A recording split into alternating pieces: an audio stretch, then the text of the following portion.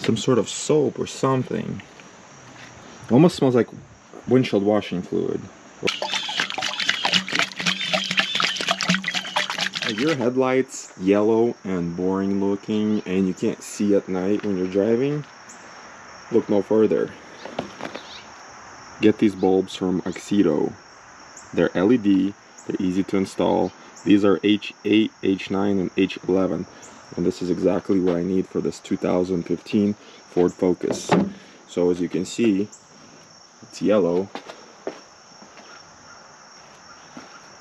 So I'm going to change one out and we're going to compare it and see what it looks like. First, let's open this up and see what's inside. I've not seen these yet. I've tried some different bulbs before and they all work great. Some are better than others. But if you switch to LED, look, it comes with gloves. How cool is that? Some zip ties. And that's what the bulbs look like. Let's pull one out. So it comes with a fan to cool it down. Super cool. Well, let's get them installed and see. So in some vehicles you could just get your hand in there and get to the light bulb. In this case, it's right there, and as you can tell, I can't get my hand in there or get behind it anyway. So these headlights are only held down by 2 screws. You can just take a flathead or a T25, I think, or T27. Take that one out. Take this one out. And your headlight should just come out. Just like that. And then you can either unplug it or just kind of let it hang.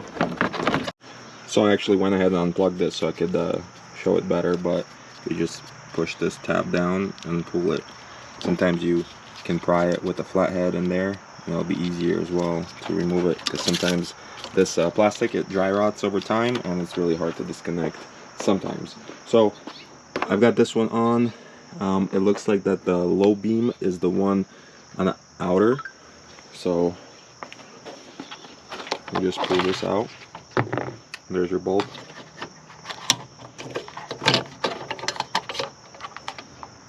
Still a good bulb, so I'll save it just in case I need one of these. So the way the bulb comes out, if you missed it, is you just twist it counterclockwise and unlocks it, pull it out, and then to unplug it, again, also push this tab and then pull it. That's all you gotta do. So new bulb. I'm not wearing gloves that they provide because I'm not touching anything on the bulb itself. I'm just holding it by the housing. So you just simply put the bulb in like so, line up the locks and twist it clockwise this time, and there it is, it's installed. So then you just take this, plug that in like that, make sure it's plugged in, and then you can tuck this away in there. There's plenty of room in these headlights. Maybe some cars there's not room for this, but there's plenty of room for that. And just put this rubber seal over it. Simple as that. That took me what, 10 seconds? So let's plug it in and see what it looks like.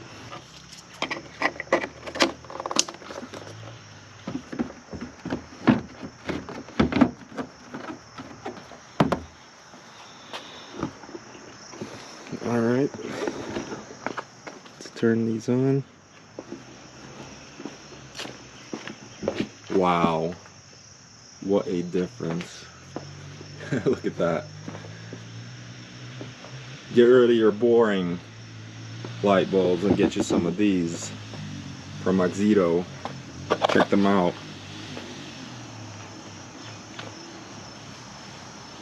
That's a nice headlight. So get you some of these awesome light bulbs for your headlights. I think they have low beam, high beam, and they have all of these different light bulbs. So H7 is a common one. H11. This is H11 is what these are for the Ford Focus 2012 through 2018 for sure. So check them out. Link will be in the description. So click the link in the description and use my code for a discount and get you some of these awesome bulbs. Let's get to this video.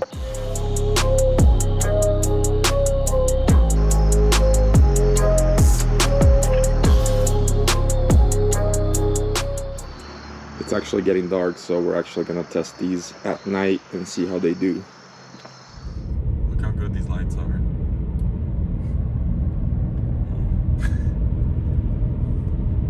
That's low beam. It's nice. You can actually see. Alright, so here's something different. This is a 2015 Ford Focus, but this one has a 1.0 3-cylinder EcoBoost engine. And as you can see, came in partially disassembled here. The air intake tube is off. That's a sign that it's probably a bad turbo, because these cars are known for bad turbos, overheating, possibly injector fail, stuff like that. But supposedly this car does not run or drive. But let's see if it starts. Oh, it's also a 6-speed manual.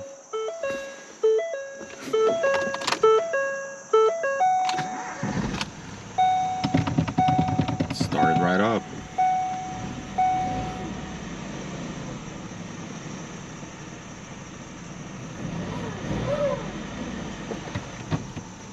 Let's see if it drives.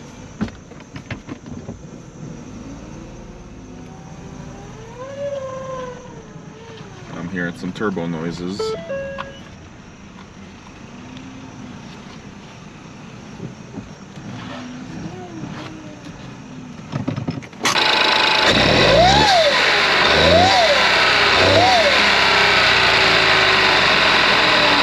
As you can hear on video, when I revved it, this turbo is making noise, and when I stick my finger in there, there's quite a bit of play. So these turbos are actually on back order. Could not find one anywhere.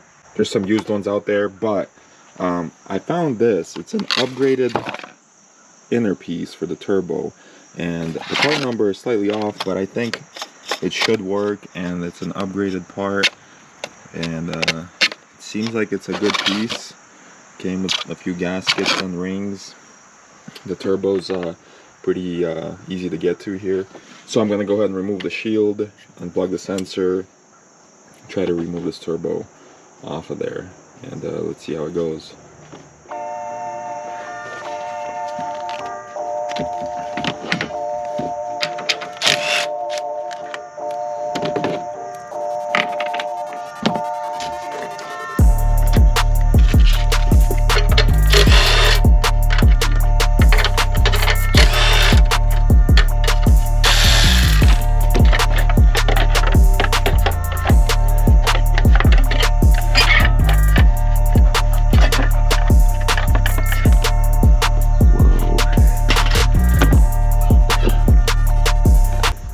It looks like someone tried to remove this turbo and broke the studs.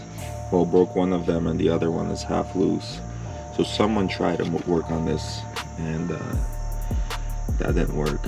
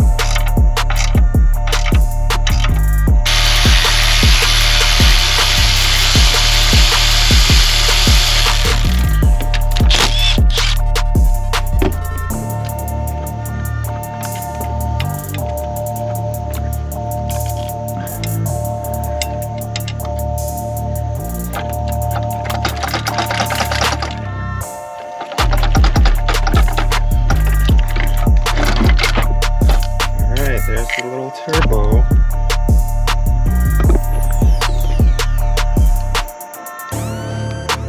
Oops.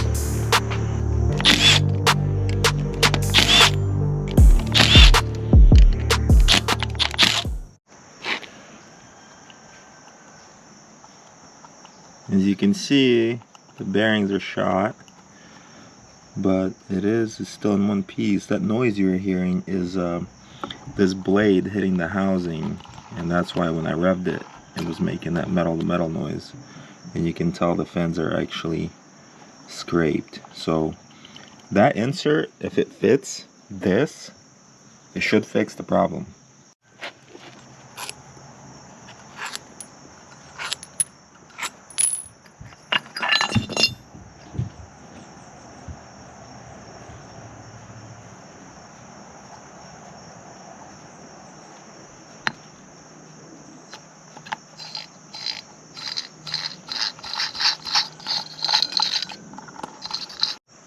So both parts look exactly the same besides the tubes. I'll have to move these tubes over to the new part. They're the cooling tubes, which I don't think should be a problem. I think they're just kind of sort of pressed in. Hopefully I can get them out without damaging them. It sucks that the new part didn't come with the tubes, but it is what it is. This turbo was just shot. So I'm gonna go ahead and put this back on that manifold, and I'm gonna have to go pick up some new studs because all the studs are either stripped or broken. So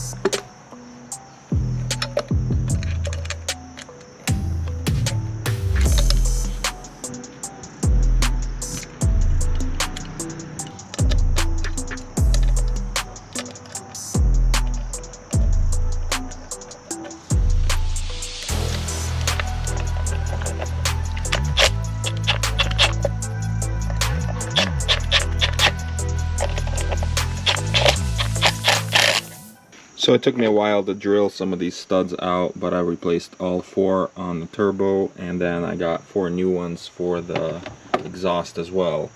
So those will get put in later. But I started looking around, and I had to swap over these tubes from the original turbo, right? Or the turbo insert. And then I noticed that the turbo cooling is clogged with some kind of, almost looks like some kind of white silicone or plastic or whatever. So that's a sign why the turbo overheated, because it was clogged and had no cooling going through it. So then I start looking, and I'm like, what's in this coolant tank? Some sort of soap or something. So it almost smells like windshield washing fluid, or windshield washer fluid. So now I'm gonna have to flush the whole cooling system, and I think that's why this turbo went out, is because someone, instead of putting windshield washer fluid in this tank, they put it in here. That's just my guess. That's what it smells like. But I'm gonna remove this tank, flush it out, and then I'm gonna flush the whole cooling system.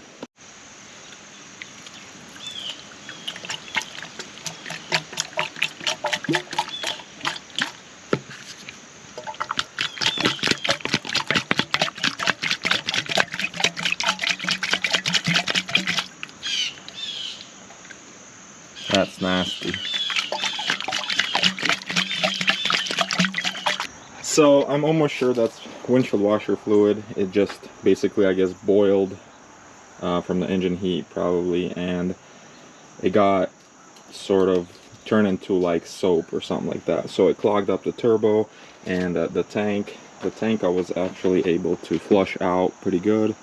So the tank is all good. So at this point I'm just gonna put the turbo back on, tighten everything, and then I'm gonna flush the cooling system. This is pretty crazy because they basically ruined the turbo and probably the whole cooling system. I wouldn't be surprised if the thermostat is probably clogged. So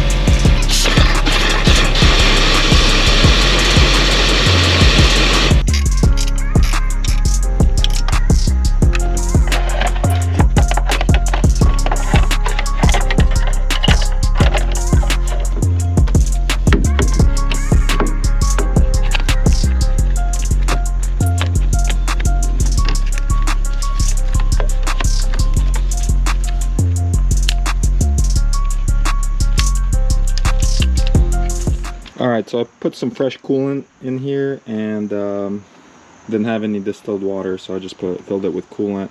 I'm gonna check it, maybe I'll flush it once again. Everything here is tight. The turbo's back on, the shields are back on, the O2 sensor is back. I think I'm ready to start it. I'm gonna start it, let it idle, let it warm up to full temp, make sure there's no leaks around the turbo as far as cooling and the oil. But everything's tight, so I'm gonna go ahead and start it.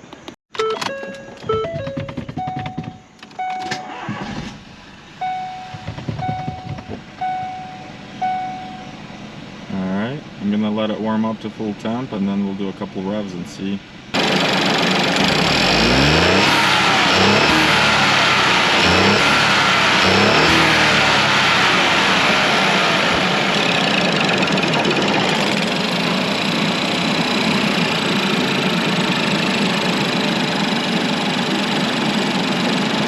May need a motor mount.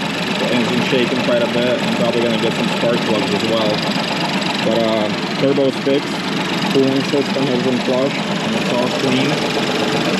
So it's all good to go. Ready for a test drive. Well, it runs and drives great. No turbo noises. AC works. No lights on the dash at all. I will scan it for codes once again after this test drive, make sure everything is good, the temperature is looking good. I just need to pick up some spark plugs, and I think that's going to be it for this one. So do not put windshield washer fluid in your cooling system, because you're going to replace at least the turbo, possibly the radiator, or kill your engine altogether. So don't do it.